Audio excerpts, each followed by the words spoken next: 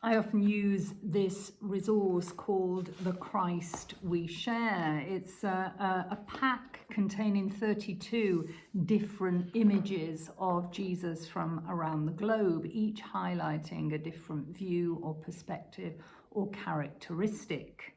There's the Jesus among us, the breaker of bread, for instance, or the laughing Jesus. There's Jesus as rebel and revolutionary. And there's the suffering Christ. These images highlight that we each see Jesus differently. We highlight or repress aspects of him, and our culture and context clearly play a significant role. Images can have a very powerful influence, can't they?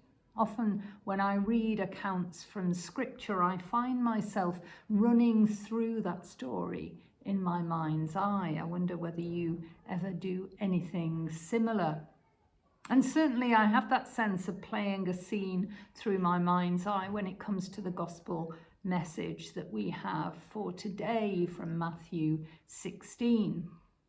I see Jesus walking along with his disciples loosely gathered around him. They're walking in companionable silence. And then quite quietly, Jesus asks them, "Who do people say that I am?" Or in some translations, "Who do the crowds say that I am?" And we're told that they, in the plural, reply. So I hear 2, 3, or more of them respond with parts of the sentence that follows, almost falling over themselves, perhaps, to speak. Some say John the Baptist, others Elijah, others Jeremiah, or one of the prophets. And I have the sense that they're pleased and they feel that they've answered well. And then Jesus stops, turns to them and asks, "But what about you? Who do you say that I am?" And for a while I sense there's silence before Simon Peter, with reverence and humility, answers, "You are the Messiah, the Son of the living God." But then again, I see a second version of this scene, a far more Hollywood take, because after the disciples have answered, affirming the crowd's view of Jesus in their responses, instead of turning to them, Jesus breaks the fourth wall and he looks directly into the camera and his eyes lock with mine. And he asks, "But what about you? Who do you say that I am?" There is no more important question in our lives than that. Who do you say that Jesus is?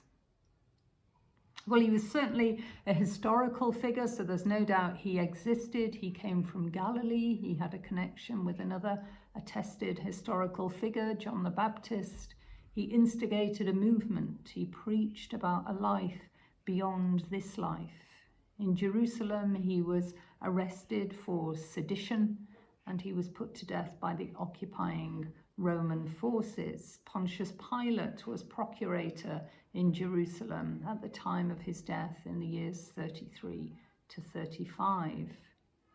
His followers claimed he rose from the dead, and we have writings from some of those followers now. So he really lived and he really died. And he claimed to be the Son of God. And he asks each one of us, he asks you, "Who do you say that I am? Who do you say that Jesus is?" That question is as fresh and as relevant now as it was when it was first asked on that road in Caesarea Philippi 2,000 years ago. As Christians, we believe that the key to our salvation hangs on our answer to that question. And going back to this scene as a Hollywood movie and to close, to come to the end, the images would now be blurred out and text would scroll across the screen. Text from the writer C.S. Lewis, and that text would read as follows: who do you say that Jesus is? I'm trying to prevent anyone saying the really foolish thing that people often say about him, which is, I'm ready to accept Jesus as a great moral teacher, but I don't accept his claim to be God. That is the one thing we must not say. A man who was merely a man and said the sort of things that Jesus said would not be a great moral teacher. He would either be a lunatic or else he would be the devil of hell. You must make your choice. Either this man was and is the Son of God, or else a madman or something worse. You can shut him up for a fool. You can spit at him and kill him as a demon, or you can fall at his feet and call him your Lord and your God. But let us not come up with any patronizing nonsense about his being a great human teacher. He has not left that open to us.